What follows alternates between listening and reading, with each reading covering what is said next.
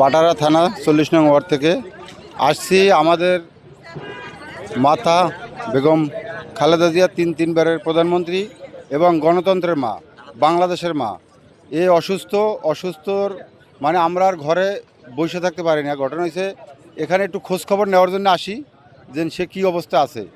আমরা হয়তো ভিতরে ঢুকতে পারি না, এখানে বাধাভিন্ন আছে, তারপরও বাইরে বসে থাকলেও একটু মনে সান্ত্বনা পাই যে কী অবস্থা আছে খোঁজখবর নেওয়ার জন্য। তাহলে আমি এটাই বলতে চাই যে বিগত স্বৈরাশ শাসক সরকারের নির্যাতনে সে ধুকে ধুকে এই পর্যন্ত এসে পড়ছে। তাহলে আমি মনে করি এই দেশের ক্লান্তিকালে আমার মার দরকার, গণতন্ত্রের দরকার। এই গণতন্ত্র পূর্ণ উদ্ধারের এখনও বাকি আছে।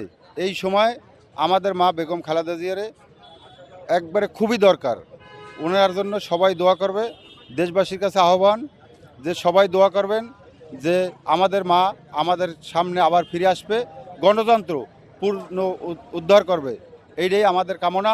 সবাই বাংলাদেশের যত দল বল নির্বিশেষে সবার কাছে দোয়া চাই যে আমার মা যাতে সুস্থ হয়ে আমাদের সামনে আবার আসে এবং গণতন্ত্র পূর্ণ উদ্ধার করার সুযোগটা পায় এবং তারেক রহমান দেশে ফেরার সুযোগটা যাতে এই সরকার করে দেয়, এইটাই আমার কামনা।